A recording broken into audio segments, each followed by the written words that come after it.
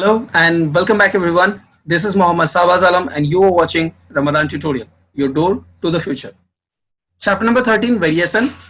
Class 10 West Bengal board के लिए ये 5th पार्ट है जिसमें हम डिस्कस करने वाले हैं कुछ इंपॉर्टेंट एप्लीकेशन। पार्ट 4 में हम लोगों ने लास्ट कुछ एप्लीकेशंस डिस्कस किए थे। आज हमारे पास दो बहुत ही इंपॉर्टेंट एप्लीकेशंस है डिस्कस करने के लिए। इन एप्लीकेशंस को डिस्कस करने के बाद हम जॉइंट वेरिएशन का क्लास करेंगे अगले क्लास में जहां पर पार्ट 6 होगा। तो चलिए आज का डिस्कशन स्टार्ट करते हैं।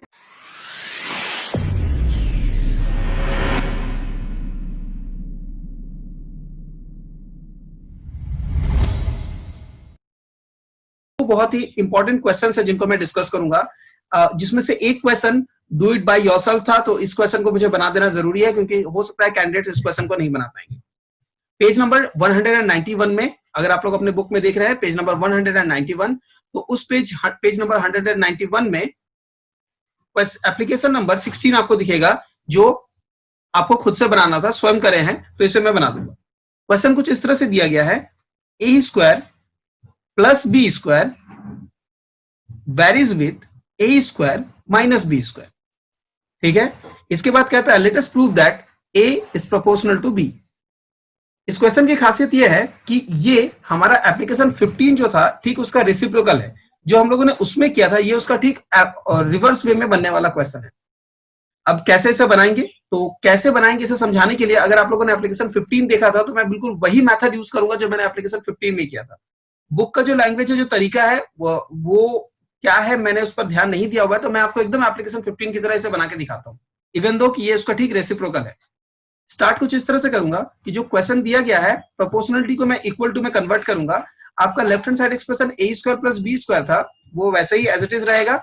आपको पता है जब वेरीज को इक्वल टू में कन्वर्ट करेंगे तो कांस्टेंट आ जाएगा और ये हो जाएगा ए स्क्वायर माइनस बी स्क्वायर।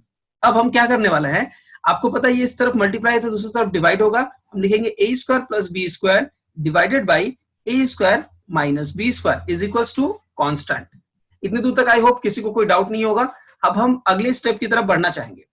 अगला स्टेप जो मेरा होने वाला है वो कुछ इस तरह से होने वाला है कि जो न्यूमरेटर है और जो डिनोमिनेटर है, ठीक है, उन पर कॉम्पोनेंटो डिविडेंडो अप्लाई करेंगे। कॉम्पोनेंटो डिविडेंडो यानी योग भाग की प्रक्रिया मैंने पिछले क्लास में भी समझाई थी। न्यूमरेटर में दोनों को ऐड करेंगे, डिनोमिनेटर में दोनों को सब्सट्रैक्ट करेंगे।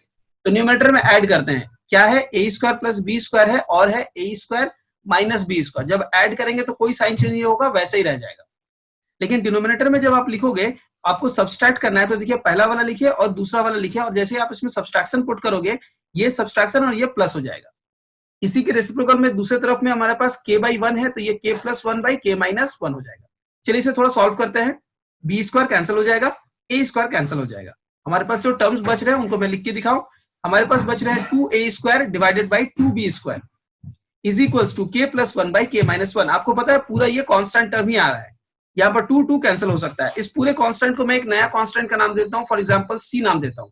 तो आप लोगों को कोई ऑब्जेक्शन नहीं होना चाहिए क्योंकि ये पूरा कांस्टेंट है, मैंने इसको सिर्फ नाम दे दिया c। देना जरूरी नहीं है क्योंकि एक्सप्रेशन बड़ा है, इसलिए मैंने इसे छोटा करने के लिए c नाम दिया। तो आप लोग देख पा रहे हैं a square by B square is equals to some constant c। अब जब आप इसे क्रॉस पे मल्टीप्लाई करोगे तो निकल के आएगा a square is equals to c times of b square.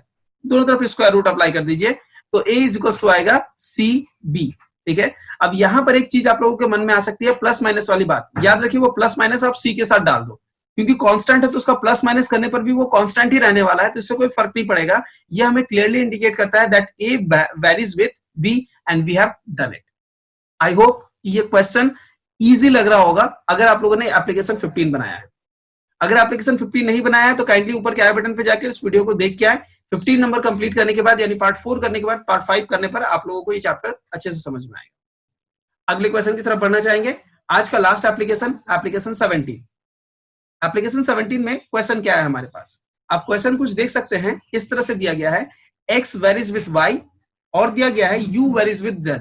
हम लोगों ने इस तरह का एक और क्वेश्चन बनाया था, लेकिन उसमें डिफरेंस ये था कि x वेरीज विथ y और y वेरीज विथ z था। यहाँ पर एक दूसरा है, तो ये इस पर डिपेंडेंट नहीं है, ये दोनों बिल्कुल सेपरेट है, इंडिपेंडेंट है। कहता है कि अगर ये दोनों होल्ड कर रहा है then prove us, we have to prove, दो चीजें प्रूव करने के लिए है। X U proportional to Y Z, यानी एक्स यू जो है वो वाई जेड के साथ वैरी करेगा। एक और चीज हमें प्रूव करना है, वो है कि एक्स बाई यू जो होगा will vary with Y by Z. तो दो चीजें हैं जो हम लोगों को प्रूव करनी है। चलिए स्टार्ट करते हैं कैलकुलेशन। तो सबसे पहले गिवन चीज में से हम लोग देख पा रहे हैं कि यहाँ पर जो लेफ्ट हैंड साइड एक्सप्रेशन है वो है प्रोडक्ट। तो हम क्या करते हैं, सबसे पहले प्रोपोर्शनलिटी यानी वेरिएशंस को हटाते हैं, तो एक्स वेरीज को हटाते हैं और कांस्टेंट इंट्रोड्यूस करते हैं ए वाई। आई होप कोई ऑब्जेक्शन नहीं होगा। यू के साथ हम लोग लिखेंगे बी जेड, कोई ऑब्जेक्शन नहीं होगा। अब जैसे आप लोग इसका लेफ्ट हैंड साइड एक्सप्रेशन देख सकते हैं, फर्स्ट वाला प्रूफ हम करने जा रहे हैं। Proof for one x into you है, तो एक्स की वैल्यू क्या है हम लोग देख पा रहे हैं ए वाई है और यू की वैल्यू क्या है बी जेड है। तो हमारे पास क्या निकल के आ रहा है A B Y Z, right.